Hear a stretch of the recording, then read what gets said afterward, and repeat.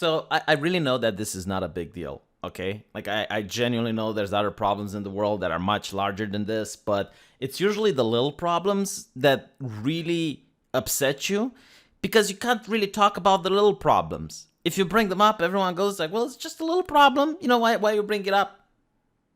So you get this, which I found out recently, that Studio Mappa is promoting the new Attack on Titan. Well, was promoting the new Attack on Titan because this was on March 28th, but I just found out about it, so I get to talk about it now, okay?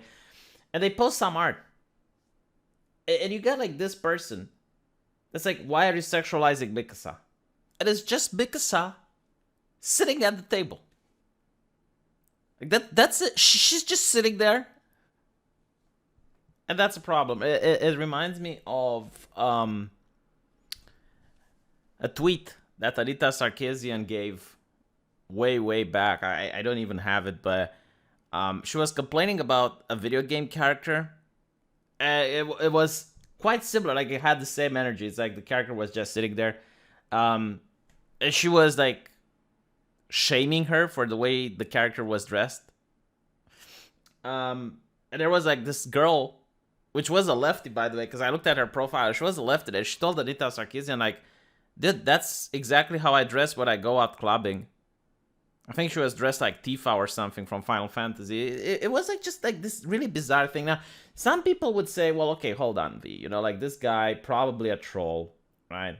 Like, a lot of people are taking this and they're blowing it up more than they should. 817 tweets, 253 likes, like, obviously ratio. But you're taking this out of context, right? Am I, though? Am I really? I mean, isn't this the exact same energy that Marvel is using in order to destroy themselves? Isn't this the exact same energy that you get to see in The Last of Us?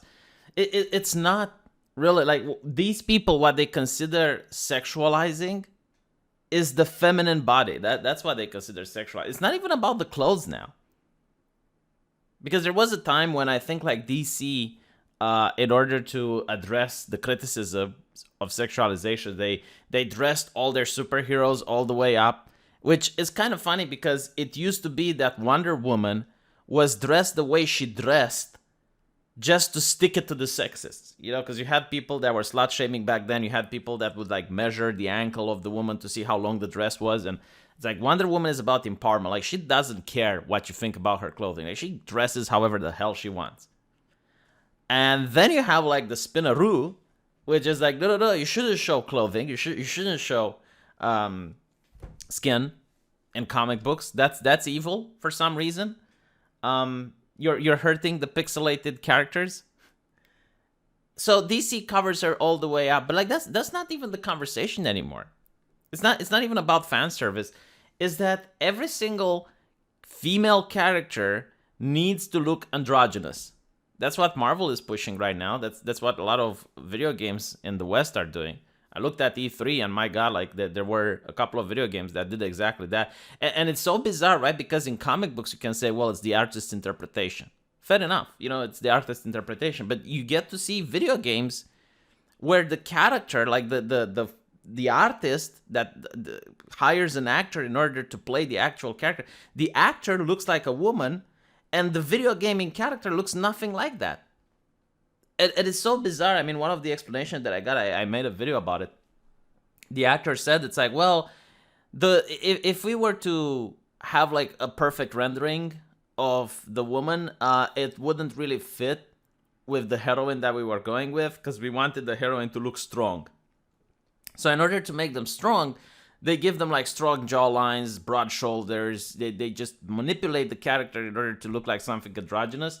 Another reason that I got, and this is not something that I can verify, but it was like some leaks from The Last of Us. Apparently, like the same person who gave the leaks with the ending and warned people, it's like, hey, you know, like they're just using a bait and switch for Joel. That person said it's because of trans ideology, because they don't want the trans people to feel uncomfortable, because if you have like a very feminine, you know, like looking woman, it doesn't go well with the representation and whatnot. The power fantasy, I don't know. Like I don't even know if it's true or not. But what I do know is that it has reached the point where a lot of people, if they just see like the body of a woman, they think that it's hypersexualized. Okay, it's not even sexualized. Oh well, actually, never mind. This is sexualizing. Okay, hypersexualizing would probably be if she also struck a pose. It's just like but my the thing that I really dislike about this, okay, people complain about her looking like a man, and now you're saying they sexualize her too much. Okay, don't put me in the same category with those people. Don't put me in the same category with the people complaining about sexualizing. There is absolutely nothing wrong. In fact, I genuinely think that it's not about sexualizing characters, it's about demoralizing young men. Because what the message is from social media, from activists, from corporations, is that if you're a guy, okay, if you're a man, and you like Mikasa, the old version of her, there's something wrong with you. Like if you're the type of man that likes Uzaki-chan, likes to hang out, there is something wrong with you. Like that, it's not just that there's something wrong with you, but you're encouraging misogyny. You're an evil person if you happen to like looking at fan service. It's just like bizarre, right? Like it's about demoralizing people, making them feel that their sexuality is evil or something. Like there is absolutely nothing wrong, by the way. If you happen to like Uzaki-chan and you're admiring the art and you're like, okay, this is a nice cartoon and whatnot, that's fine. Okay, if you're a young teenager, if you're growing up and it's like you're watching those cartoons, it's fine. And by the way, the right wingers and the left wingers have ridiculous argument. The left wingers, it's like if men are allowed to watch cartoons like Uzaki-chan, if men are allowed to watch anime, then it's rape culture because they grow up and they think it's okay to touch women. Like, how the hell do you even make that connection? How the hell do you even go there? And right wingers are like, oh, well, instead of like sitting at home and watching cartoons, they should go out and see Real Girl. Yeah, because when I was 16 and I was watching cartoons, I was just surrounded by so many women, but I was like, you know what? Ladies, please take a step back. I'm going to watch Uzaki-chan right now. Get the fuck out. Like, get real. You know, and not to mention, like, I still have a fiance and I still like to watch fan service. Just because you have a fiance doesn't mean you're castrated. At least most anime fan service is either wholesome, like very romantic, like the type of stories Disney used to make.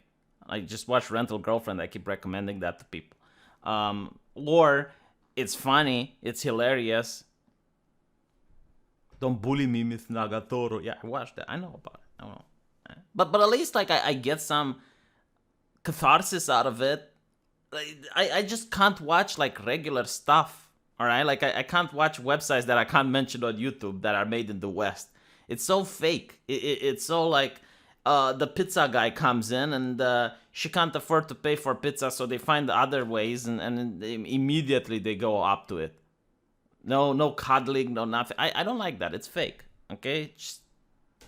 But going back to these people, okay, that are complaining about sexualizing and they're complaining about comic books and they're complaining about, they don't have girlfriends.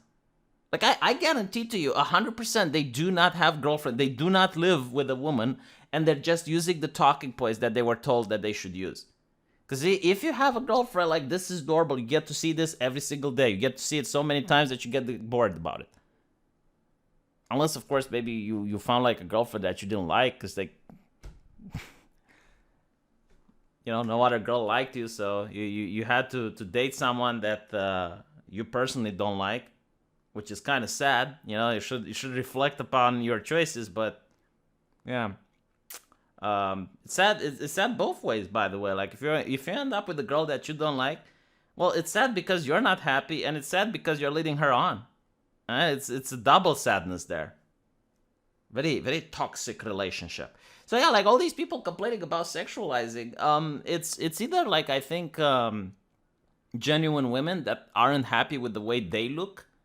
And that's a them problem. Like that requires some introspection on their behalf, rather than blaming on society. They should think about why they're not happy with the way they look, and if they can do something about it. If not, they should accept it. But usually, like overwhelmingly, I think it's virgin men, like virgin men who have been demoralized, thinking that there's something wrong with their sexuality and that they shouldn't like this.